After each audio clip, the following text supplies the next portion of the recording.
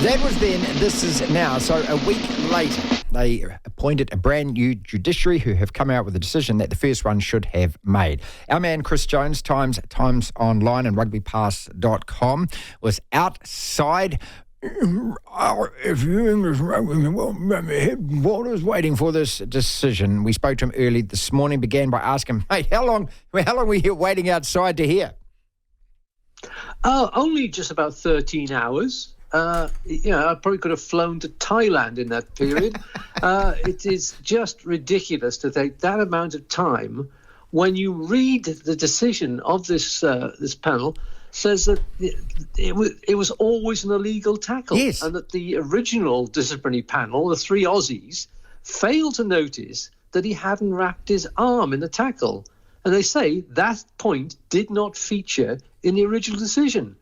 Well, small children all around the world who play rugby noticed the arm wasn't wrapping; it was tucked under. And so now to say that the tackle was always illegal, what were those three Aussies doing?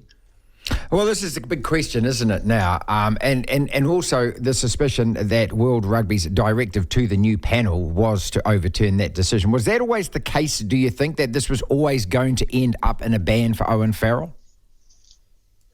It had to be a ban for Owen Farrell, one, because of his record, and we'll come on to that in a minute about the decision to give him a 6-week ban.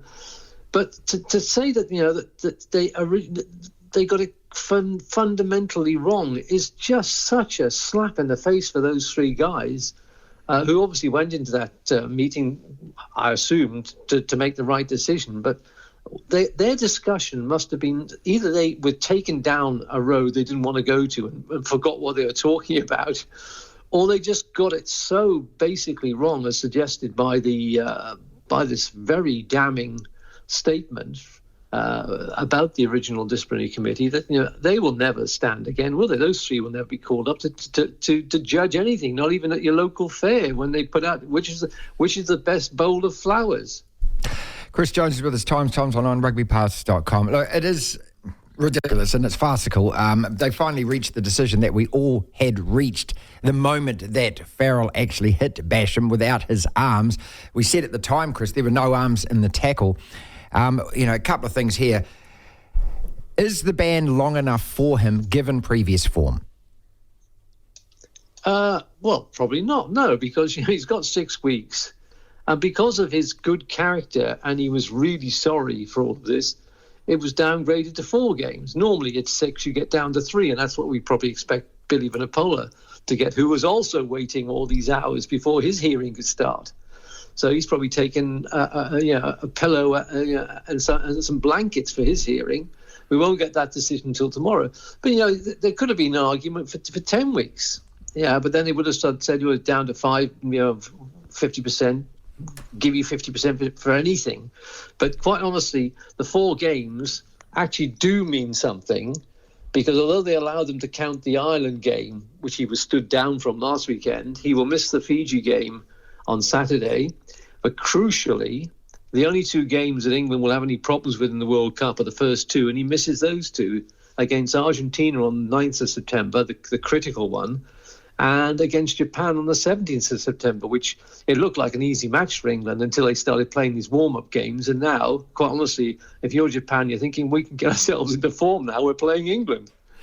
Is it time to get rid of the KCs, QCs, expensive lawyers for the defence, and all of the waffle and the trough and the bollocks that goes alongside this, and just get a couple of people who have either played the game within the last 12 months or a referee who has, and just get those people to decide? Or pick 3 fans out of the stand and get them to decide. Because once the lawyers get involved, the gobbledygook happens. These people get paid by the hour. They want this to drag on. And we always seem to end up coming to these silly decisions.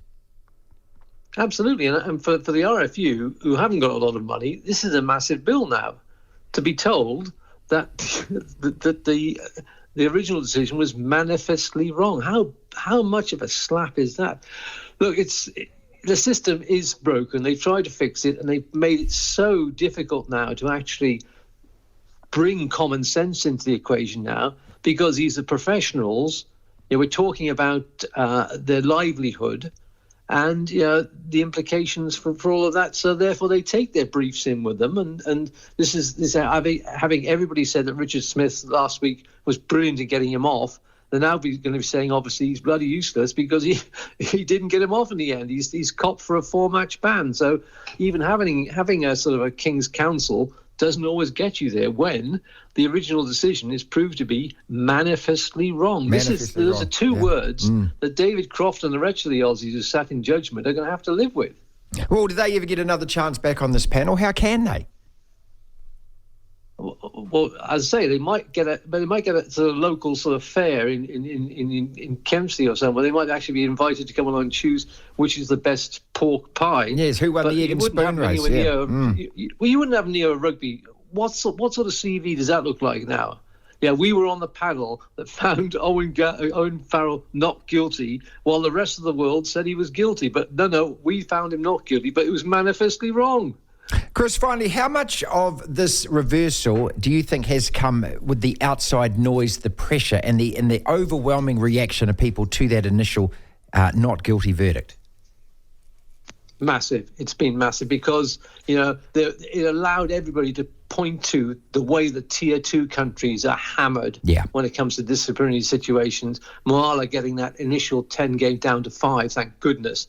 But there was a disconnect which was highlighted, and now that's really good because everybody's talking about it. Farrell, obviously he's been portrayed as a devil incarnate. He's a nice bloke. He's just got a terrible way of tackling.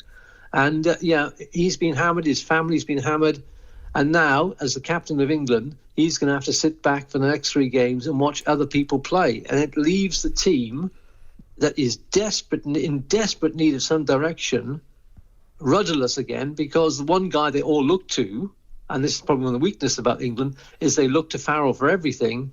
He's not going to be there. Devlin. I'm as tired as hell, and I'm not going to take this anymore. The Platform.